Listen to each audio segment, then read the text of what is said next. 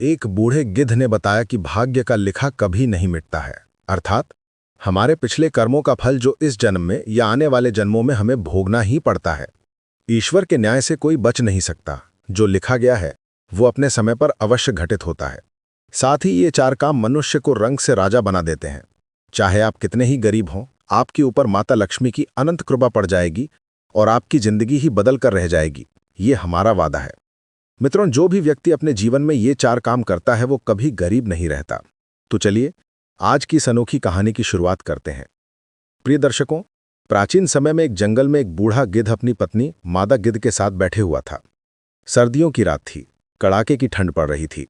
तब मादा गिद्ध से कहती है, हे पिया जी, आज की रात को निकालने के लिए ऐसा क्या किया जाए जिससे आज की रात निकल जाए।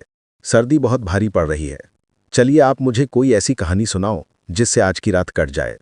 मादा गिद्ध की बात सुनने के बाद वो बूढ़ा गिद्ध कहता है, हे प्रिय, चलो आज मैं तुम्हें ज्ञानवर्धक और प्रेरणादायक कहानी में तुम्हें सुनाने जा रहा हूं। किंतु तुम इसे ध्यान से सुनो, इससे जीवन में बड़ी ही अनोखी सीख मिलेगी। अब मादा गिद्ध ध्यान से सुनने लगती है और गिद्ध कहानी शुरू करता है। जो लोग इस कहानी को सुन रहे हैं, इस कहानी को पूरा सुने। कहानी के अंत में गिद्ध चार बातें बताता है जिन्हें आपको के जीवन में याद रखना चाहिए और अपने जीवन में अपनाना चाहिए। तो मित्रों, गिद्ध कहानी शुरू करता है और कहता है, हे प्रिय, बहुत समय पहले की बात है। किसी नगर में एक राजा रहता था। एक रोज वो राजा अपने दरबार में बैठा हुआ था। तभी उसके दरबार में एक भिखारी आया। उस भिखारी की बड़ी ही दयनीय स्थिति थी। जर्जर शरीर, तन पर फटे पुराने मैले कुचले कपड़े और लाचार बेबस निगाहें। राजा ने जब उस भिखारी को देखा तो उस पर बड़ी दया आई। तब राजा ने तुरंत अपने मुनीम को बुलाया और उसे आदेश दिया। कहा, इस भिखारी को उचित भिक्षा देकर विदा करो। मित्रों, भिखारी तो भिक्षा लेकर राजा को धन्यवाद देकर वहां से चला गया, लेकिन राजा के सामने एक प्रश्न छोड़ गया। अब उस राजा के मन में ये विचार आया कि मैंने ऐसे कौन से शुभ कर्म किए थे जिनके कारण मुझे ये राज्यपाठ मिला है, और इस भिखारी ने ऐसा कौन सा कार्य किया था जिसके कारण उसे जिल्लत भरी जिंदगी नसीब हुई है। मित्रों, राजा के मन में ये विचार आते ही अगले दिन राजा ने अपने नगर के सभी विद्वानों की एक सभा बुलाई। जब सभी विद्वान लोग सभा में उपस्थित हो गए तो राजा ने सभी के सामने अपने मन की जिज्ञासा रखी। उस राजा ने विद्वान जनों से कहा कि हे विद्वान पुरुषों, मैंने आप लोगों को यहां बुलाकर इसीलिए कष्ट दिया है ताकि मैं अपनी एक समस्या का निवारण आप लोगों से करा सकूं। मेरे मन को एक विचार बहुत ही विचलित कर रहा है। राजा के ये वचन सुनकर सभा में बैठे हुए विद्वानों में से एक विद्वान ने खड़े होकर पूछा, ताही महाराज, ऐसी क्या उलझन है जो आपको विचलित कर रही है? ऐसा कौन सा विचार है जो आपको परेशान कर रहा है? कृपया आप उसे हमें बताएं। तब मंद स्वर के साथ राजा बोला, हे महान विद्वानों, मैंने ये सभा इसीलिए बुलाई है ताकि मैं ये जान सकूं कि किन शुभ कर्मों से मुझे ये राजपाट संपन्नता, वैभवशालिता मिला है। यदि तुम में से कोई इस बात को मुझे बता देगा तो मैं उसे माला माल कर दूंगा, उसकी झोली में अनगिनत धन से भर दूंगा, और न बताने की स्थिति में मैं उसको गधे पर बैठाकर उसका सिर मुंडवाकर मुख पर कालिक बोतकर उसे बेइज्जत करके राजदरबार से बाहर निकलवा दूंगा। मित्रों, राजा की इन बातों को सुनकर सभा में बैठे सभी विद्वान सदमे में आ गए। वे सोचने लगे कि राजा को ये बात बताने से बेहतर तो यही है कि हम लोग खामोश रहें या फिर उससे कुछ दिन की मोहलत मांगकर चुपचाप यहां से खिसक लें। कहीं राजा को हमने बताया और राजा हमारी बातों से संतुष्ट नहीं हुआ तो मुफ्त में ही हमारी बहुत बड़ी बेइज्जती हो जाएगी। प्रिय दर्शकों, ये विचार करके सभी विद्वानों ने आपस में सलाह मिलाई। सलाह मिलाकर सभी विद्वानों ने राजा से कहा कि महाराज, हम आपके इस प्रश्न का उत्तर तो दे देंगे कि किस पुण्य कर्म के कारण आपको राजपाट नसीब हुआ है, लेकिन उसके लिए आपको हमें कुछ दिन की मोहलत देनी होगी। आप हमें 6 माह की मोहलत दे दो। 6 महीने के बाद हम आपके सामने ये राज बता देंगे कि किस पुण्य कर्म के कारण आपको ये राजपाट नसीब हुआ है। अब राजा ने कहा, ठीक है, हम तुम्हें 6 महीने की मोहलत देते हैं, लेकिन ध्यान रहे 6 महीने के बाद तुम्हें हर हालत में मेरे प्रश्न का उत्तर देना होगा। अब क्या था, सभी विद्वानों ने राजा को आश्वासन दिया और राजा से कहा, महाराज आप बिल्कुल भी चिंता न करें, 6 महीने बाद हम आपकी जिज्ञासा का समाधान कर देंगे। मित्रों, इस प्रकार सभी विद्वान राजा से 6 महीने की मोहलत लेकर राज दरबार से बाहर चले गए। सभी विद्वानों ने राजा से कहने को तो कह दिया, लेकिन इसका उत्तर उन्हें भी मालूम नहीं था। सभी ने बाहर आकर विचार विमर्श किया कि अब इस मुसीबत से कैसे छुटकारा पाया जाए। सभी विद्वान मौन थे, इसका हल किसी को भी मालूम नहीं था। तभी उनमें से एक विद्वान बोला, अरे भाई लोगों, अभी तो हमारे पास में पूरे 6 महीने हैं। 6 महीने आराम से गुजारो, जब समय आएगा तब देखा जाएगा। भविष्य की चिंता करके वर्तमान क्यों बर्बाद करें। तब सभी ने एक सुर में हाँ मिलाई और सभी विद्वान ये वायदा करके कि आज से 6 महीने बाद हम सभी लोग नगर के बाहर तालाब पर इकट्ठे होंगे और जिसे भी उत्तर पता चल जाएगा वो एक दूसरे को बता देगा। अब इस तरह सभी लोग एक दूसरे से करके एक दूसरे से विदा लेकर अपने अपने घर को चले गए और अपने घर के कार्यों में व्यस्त हो गए। धीरे धीरे समय के साथ साथ दिन गुजरे, महीने गुजरे और गुजरते गुजरते वो समय भी आ पहुंचा जिसके अगले दिन राजा को उसके सवाल का उत्तर देना था। वादे के अनुसार एक बार फिर से सभी विद्वान नगर के बाहर बने हुए तालाब पर इकट्ठे हुए। सभी ने एक दूसरे से पूछा, क्या किसी को उत्तर पता चला? तो सभी का एक ही जवाब था, हम तो इस प्रश्न का कोई जवाब नहीं ढूंढ पाए। जब सबको ये पता चला कि राजा के प्रश्न का उत्तर किसी के पास नहीं है, तो ये जानकर सभी चिंतित हो गए और सोचने लगे कि अब क्या किया जाए। इसी चिंता को मन में सभी लोग अस्वस्थ हो गए। जब सभी विद्वान चिंता में डूबे हुए थे, तभी न जाने कहां से एक वृद्ध ब्राह्मण सन्यासी वहां पहुंचा। जब उसने विद्वानों को चिंता में डूबा देखा, तो उसने विद्वानों से पूछा, क्या बात है भाई, आप सभी लोग चिंता में क्यों बैठे हो? साधु महाराज के पूछने पर विद्वानों ने सारा घटनाक्रम उस महात्मा को बता दिया और कहा, महात्मा जी, यदि हमने कल राजा को उसके प्रश्न का उत्तर नहीं दिया, राजा हमारा सिर मुंडवाकर गधे पर बिठाकर राज्य से बाहर निकलवा देगा। इसी कारण से हम सभी लोग चिंता में बैठे हुए हैं। अब विद्वानों के मुख से ये वचन सुनकर उस वृद्ध ब्राह्मण ने कहा, हे विद्वानों, अब तुम्हें चिंता करने की कोई आवश्यकता नहीं है, क्योंकि मुझे पता है कि तुम्हारे नगर के राजा को किस पुण्य कर्म के कारण राज्यपाठ नसीब हुआ है। तब अत्यंत आश्चर्य के साथ सभी विद्वानों ने कहा, क्या सच में महात्मा जी आपको पता है, और कैसे पता चली आपको ये बात? तब सन्यासी बोला, जी हाँ बिल्कुल। सभी विद्वान उस महात्मा के आगे हाथ जोड़कर बोले, महात्मा जी, यदि ऐसी बात है तो कृपया हमें बताइए कि किस पुण्य कर्म के कारण हमारे राजा को राजपाट नसीब हुआ है। हम वादा करते हैं कि हमें जो भी उपहार उस राजा से मिलेगा, उसमें से सबसे अधिक हिस्सा हम आपको दे देंगे। तब वृद्ध ब्राह्मण बोला, हे विद्वानों, मुझे आपसे कोई उपहार नहीं चाहिए, आप तो सिर्फ मुझे राजा के पास ले चलो, मैं स्वयं उसके प्रश्न का उत्तर दे दूंगा। मित्रों, उस ब्राह्मण की इन बातों को सुनकर सभी विद्वानों के चेहरे खिल उठे और अति उत्साह के साथ सभी विद्वान उस वृद्ध ब्राह्मण को लेकर राजा के दरबार में जा पहुंचे। उन्होंने उस वृद्ध ब्राह्मण का राजा से परिचय कराया और कहा, राजन, ये वृद्ध ब्राह्मण आपके प्रश्न का उत्तर दे देंगे। तब राजा ने कहा, चलो कोई बात नहीं, मुझे तो मेरे प्रश्न का उत्तर चाहिए, चाहे आप दे या ये महात्मा जी। बताइए ब्राह्मण देवता, मुझे किस पुण्य कर्म के कारण ये राजपाट मिला है? राजा के वचन सुनकर वो ब्राह्मण देवता बोले, महाराज, क्या आप सच में ये जानना चाहते हैं कि आपको ही ये राजपाट क्यों मिला है? तब उत्सुकता के साथ राजा ने उत्तर दिया, हाँ महात्मा जी, मैं यही जानना चाहता हूं। तब ब्राह्मण देवता बोले, महाराज, इन बेचारे विद्वानों को सताने से कोई लाभ नहीं है, आपके प्रश्न का उत्तर तो केवल एक ही व्यक्ति दे सकता है। तब राजा ने अधिक उत्सुकता से पूछा, कौन बता सकता है? शीघ्रता के साथ इस गुप्त रहस्य को खोल, अब मैं और अधिक विलंब नहीं कर सकता। तब आगे ब्राह्मण देवता बोले, महाराज, यहां से 100 कोस दूर उत्तर दिशा में एक वन में एक महात्मा तपस्या कर रहे हैं। वे केवल राख खाते हैं तथा राख के अतिरिक्त कुछ भी नहीं ग्रहण करते और राख का ही मल त्याग करते हैं। वे महान साधु दूरदृष्टा हैं, केवल वही आपके प्रश्न का उत्तर दे सकते हैं।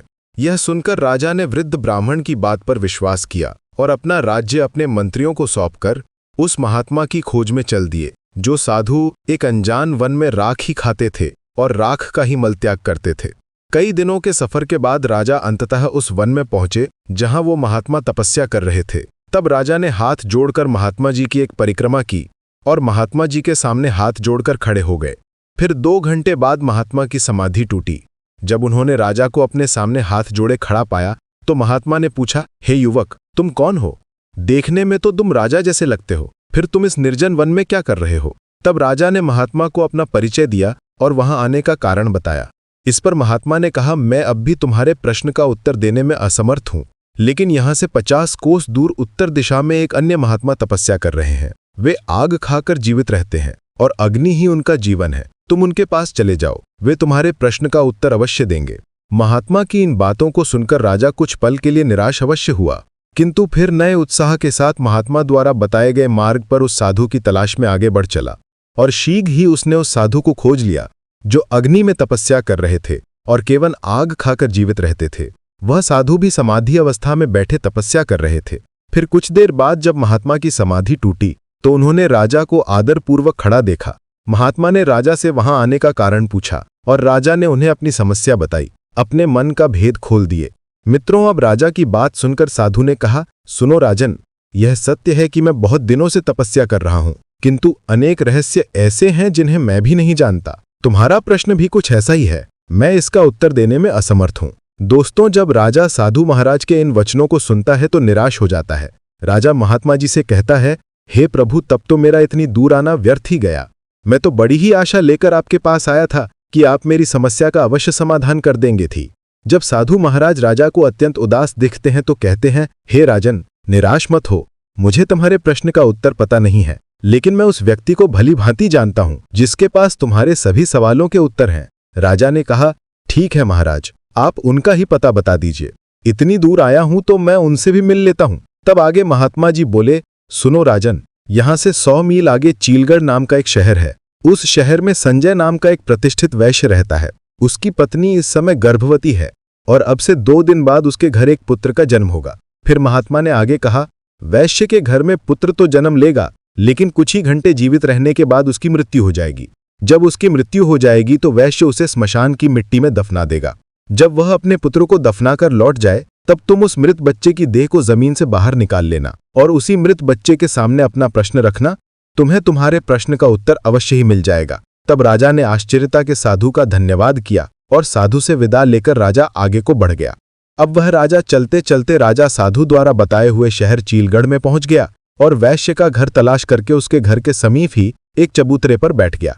कुछ ही देर में वैश्य अपने घर से बाहर निकला तो एक अजनबी व्यक्ति को बाहर बैठा हुआ देखकर उस वैश्य ने राजा से पूछा, मित्र तुम कौन हो तथा तुम यहां बैठे किसकी प्रतीक्षा कर रहे हो? तब राजा बोला, मुझे प्रतीक्षा है तुम्हारे घर में आने वाले उस नन्हे से मेहमान की जो शीघ्र ही तुम्हारी पत्नी के गर्भ से जन्म लेने वाला है। वह वैश्य अजनबी के मुख से जब इन बातों को सुनता है तो उसे बड़ा ही आश्चर्य होता है। राजा की इन बातों को सुनकर वैश्य राजा से पूछता है, तुम्हें कैसे पता चला कि मेरी पत्नी गर्भवती है? राजा ने कहा, इसमें आश्चर्य करने की कोई बात नहीं है। मुझे ये बात एक महात्मा ने बताई है और उसने ये भी कहा है कि तुम्हारी पत्नी के गर्भ से जो शिशु जन्म लेगा वह एक सुंदर लड़का होगा। लेकिन यह सुनकर वैश्य बोला, लेकिन क्या भाई तुमने अपनी बात अधूरी क्यों छोड़ दी? बच्चा स्वस्थ तो पैदा होगा ना? तब राजा ने कहा, हाँ भाई, खूब स्वस्थ पैदा होगा, लेकिन सिर्फ कुछ घंटे ही वह जीवित रह पाएगा, बाद में उसकी मृत्यु हो जाएगी। यही तो विधि का विधान है यह। अब ये अनहोनी सुनकर वैश्य भयभीत स्वर में बोला, अरे भाई शुभ शुभ बोलो। इस अधेड़ आयु में तो मेरे यहाँ पुत्र रत्न पैदा होगा और अगर वह पैदा होने के बाद मर गया तो ये मेरे लिए किसी सदमे से कम नहीं होगा। आगे राजा ने कहा, भाई जो सत्य है वह तो अब मैंने तुम्हें बता दिया है। मित्रों, जब वह वैश्य अजनबी के मुख से इन बातों को सुनता है तो अपने पुत्र को बचाने के खातिर कई वैद्य हकीम को बुला लेता है, लेकिन विधाता की लिखी को कौन मिटा सकता है? होता वही है जो मंजूर नियति को होता है। उस वैश्य ने अपने पुत्र को बचाने का भरसक प्रयास किया, लेकिन उसकी कोई युक्ति काम नहीं आई। महात्मा के बताए अनुसार कुछ ही समय के पश्चात वैश्य की पत्नी के गर्भ से एक पुत्र ने जन्म लिया। खूब खुशियां मनाई गईं, लेकिन 4 घंटे बाद ही बच्चे की सांस उखड़ने लगी। सभी वैद्य हकीम ने बच्चे को बचाने के लिए खूब जतन किए, लेकिन उनका कोई प्रयास सफल नहीं हुआ और वह बच्चा 4 घंटे की आयु में ही जीकर शांत हो गया, यानी उसकी मृत्यु हो गई। जिस घर में कुछ देर पहले तक खुशी की शहनाई बज रही थी, खुशी का माहौल था, वहीं बच्चे के प्राण त्यागने से एकदम से मातम सा छा गया। वैश्य के घर में हाहाकार मच गया। वैश्य ने छाती पर पत्थर रखकर अपना कर्तव्य पूरा किया। उसने अपने बच्चे के शव को कपड़े में लपेटा और श्मशान के लिए चल दिया। तदनंतर श्मशान पहुंचकर वैश्य ने गड्ढा खोदा और उस गड्ढे में अपने कलेजे के टुकड़े को दफना दिया। मिट्टी डालने के बाद जब वह वैश्य नम आंखों से अपने घर को लौटने लगता है, वैसे ही ताक में बैठा हुआ राजा उस स्थान पर पहुंचता है, क्योंकि उस महात्मा ने कहा था कि जैसे ही वह वहां से अपने घर को लौटे तो तुम्हें वह बच्चा जमीन से बाहर निकाल लेना है। यदि तुमने थोड़ा भी विलंब किया तो फिर तुम्हारे प्रश्न का उत्तर नहीं मिल पाएगा। इसलिए राजा वैश्य के जाते ही उस स्थान पर आता है और गड्ढे की मिट्टी हटाकर बच्चे को बाहर निकाल लेता है। प्रिय दर्शकों, जैसे ही वह राजा बालक को कपड़े से अलग करता है तो उसके आश्चर्य की सीमा नहीं रहती है। होता यह है कर्म और सत्य की शक्ति, जिससे वह बालक फिर जीवित उठता है। कर्म और सत्य की शक्ति के कारण नन्हा शिशु बालक फिर से जीवित उठता है। क्या हुआ भाई, तुमने मेरी चिड़निद्रा में क्यों विघ्न पैदा किया है? बच्चे की इन बातों को सुनकर राजा अपना प्रश्न उस बच्चे को बताता है और कहता है, मैं अपने प्रश्न के उत्तर के लिए तुम्हारे पास आया हूं। एक तुम हो जो मेरी शंका का समाधान कर सकते हो। और फिर सविस्तर राजा ने जब उसको अपनी समस्या बताई तो वह बालक बोला, भाई सुनो, जिस कारण से या जिस कर्म से तुम्हें यह राजपाट नसीब हुआ है वह एक लंबी कहानी है। यदि तुम यह जानना ही चाहते हो तो मैं वह कहानी तुम्हें संक्षेप में सुनाता हूं। भाई, इस जन्म में तुम राजा हो।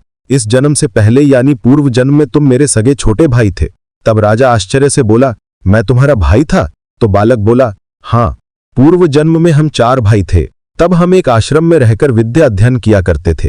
पहले के समय में एक विद्यार्थी का जीवन एक सन्यासी की तरह होता था। ब्रह्मचर्य का पालन करना, भिक्षा मांगकर भोजन करना और भी कई नियम थे जो एक विद्यार्थी को पालन करने होते थे। उन्हीं नियमों का पालन करते हुए हम चारों भाई एक साथ एक आश्रम में विद्या अध्ययन कर रहे थे। हम चारों भाई आश्रम के नजदीक नगर में भिक्षा मांगने जाया करते थे और जो कुछ भी भिक्षा हम चारों भाइयों को प्राप्त होती थी उसे हम चारों भाई मिलजुल कर बांटकर खा लिया करते थे। इस तरह से हम चारों भाई आश्रम में रहकर विद्या अध्ययन कर रहे थे और यह क्रम कई वर्षों तक ऐसे ही चलता रहा। किंतु एक दिन हम लोगों से एक बहुत बड़ी गलती हो गई। तब राजा में उत्सुकतावश पूछा, भाई गलती क्या थी? बालक बोला, राजन बीच में मत बोलो, बस तुम मेरी बातों को सुनते रहो, क्योंकि मेरे पास बहुत ही कम समय बचा हुआ है। यदि वह निकल गया तो तुम्हारा उत्तर भी अधूरा रह जाएगा। राजा बालक की जब इन बातों को सुनता है तो एकदम से चुप हो जाता है। बच्चा आगे कहानी बताते हुए कहता है, हे राजन, एक दिन रोज की तरह हम चारों भाई भिक्षा मांगने के लिए निकले। कई घरों पर जाकर हमने भिक्षा के लिए आवाज लगाई, लेकिन किसी भी दरवाजे से हमें अन्न का एक दाना नसीब नहीं हुआ। उस दिन हम चारों भाई खाली हाथ ही आश्रम लौट आए, क्योंकि हम चारों भाइयों में से किसी को भी भिक्षा नहीं मिली थी। इस कारण हमने वह रात खाली पेट ही गुजारी। फिर दूसरे दिन भी हम चारों भाइयों के साथ कुछ ऐसा ही हुआ।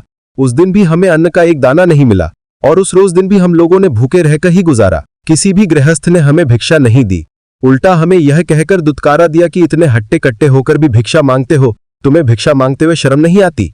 उस गृहस्थ के अपमान भरे शब्द सुनकर हम तीनों भाइयों के सिर शर्म से नीचे झुक गए। लज्जा के मारे हम तीनों भाई उस दिन से भिक्षा मांगने भी नहीं गए। लेकिन तुझे ये बात स्वीकार नहीं थी। तुमने कहा कि एक ब्रह्मचरी को लज्जा कैसी? लज्जा को त्यागने के लिए ही तो आश्रम में गुरुजी हमें भिक्षा लाने के लिए कहते हैं, ताकि आगे चलकर ब्रह्मचारी निराकार भाव से परमार्थ के कार्य कर सके। उसके मन से ऊंच नीच जात पात छोटे बड़े का भेद समाप्त हो जाए और वो सभी को एक दृष्टि से देखें। उसके लिए ना कोई छोटा हो ना कोई बड़ा, सभी मानव एक समान है, ये भावना उसके अंदर पैदा हो जाए। इसीलिए एक साधु को भिक्षा मांगना बहुत जरूरी होता है, तभी उसके अंदर से भेदभाव की भावना समाप्त होती है। इसलिए उस दिन तुम अकेले ही भिक्षा मांगने निकल गए। जब तुम भिक्षा मांगकर वापस लौटे तो तुम्हारी झोली में इतना आटा था कि जिससे 4 रोटियां तैयार हो सकती थी। हम तीनों भाई ने मिलकर तुम्हारे द्वारा लाए हुए आटे से 4 रोटियां बनाई और चारों रोटियों को आपस में बांटकर खाने की तैयारी करने लगे। क्योंकि हम चारों भाई 3 दिनों के भूखे थे, इसीलिए हम जल्दी से जल्दी अपनी भूख मिटाना चाहते थे। जब हम चारों भाई रोटी खाने ही वाले थे, तभी एक वृद्ध ब्राह्मण भोजन की तलाश में हमारे पास में पहुंचा। जब उसने हमारे हाथ में भोजन की थाली देखी तो उस वृद्ध ब्राह्मण ने हम चारों भाइयों से अपने अपने भोजन में से थोड़ा थोड़ा भोजन देने की प्रार्थना की, क्योंकि हम चारों भाइयों का भूख के मारे पहले ही बहुत बुरा हाल था। उस पर वो वृद्ध ब्राह्मण भोजन मांग रहा था। ये सुनकर हमारे बड़े भाई ने उस वृद्ध ब्राह्मण से कहा, अरे ब्राह्मण देवता, तुम कहाँ से आ टपके? हम लोग तो पहले से ही 3 दिनों से भूखे हैं। मुश्किल से आज एक रोटी नसीब हुई है और तुम कहते हो कि उसमें से हम तुम्हें दे दें। यदि हमने तुम्हें अपनी रोटी दे दी तो हम क्या राख खाएंगे? और ये कहकर हमारे बड़े भाई ने अपनी रोटी खा ली और वो वृद्ध ब्राह्मण देखता ही रह गया। इसके बाद उस वृद्ध ब्राह्मण ने हमारे दूसरे भाई से अपने भोजन में से उसे थोड़ा भोजन देने का आग्रह किया। हमारे दूसरे भाई ने उस वृद्ध ब्राह्मण से कहा, महाराज, यदि मैंने तुम्हें अपना भोजन दे दिया तो मैं क्या चूल्हे की आग खाऊंगा? और ये कहकर उसने भी अपनी रोटी खा ली। जब हमारे दोनों भाइयों से उसे निराशा हाथ लगी तो वो वृद्ध ब्राह्मण मेरे पास में आया। मैंने भी अपने दोनों भाइयों की तरह उसे उल्टा से जवाब दे दिया, हे ब्राह्मण देवता, यदि हमने अपने भोजन में से तुम्हें भोजन दे दिया तो मैं मरूंगा या जीऊंगा, किसे पता? और ये कहकर मैंने भी अपनी रोटी खा ली। जब हम तीनों भाइयों से उस वृद्ध ब्राह्मण को निराशा हाथ लगी तो आखिर में वो वृद्ध ब्राह्मण तुम्हारे पास में पहुंचा और इस उम्मीद में तुम्हारी तरफ से निहारने लगा कि शायद तुम अपने भोजन में से कुछ भोजन उसकी सेवा में अर्पित कर दो। हे राजन, जब वो ब्राह्मण तुम्हारे पास में पहुंचा तो तुमने बिना किसी हिचकिचाहट के अपने हिस्से वाली रोटी उस वृद्ध ब्राह्मण को दे दी। साथ ही ये कहते हुए क्षमा भी मांगी कि हे ब्राह्मण देवता, आज तो मेरे पास में एक ही रोटी है, आप इस एक रोटी को खाकर अपनी भूख मिटाएं। आप फिर किसी दिन हमारे यहाँ पर आते हैं तो जरूर मैं आपका संपूर्ण रूप से आतिथ्य सत्कार करूंगा। सो हे राजन, तब से हम सब भाई अपने अपने पूर्व जन्म में किए कर्मों का फल भोग रहे हैं। ये कहकर बालक ने कुछ क्षण के लिए रुककर फिर आगे बोला, हे राजन, जिस ब्राह्मण ने तुम्हें पहले साधु के पास जाकर उससे अपने प्रश्न का उत्तर खोजने के लिए कहा था, दरअसल मैं वही ब्राह्मण हूं जो हमारे पूर्व जन्म में भोजन मांगने के लिए हमारे पास में आया था। और वो पहला साधु जो सिर्फ राख खाता है और राख का ही मल त्याग करता है, वो काल का हमारा बड़ा भाई है।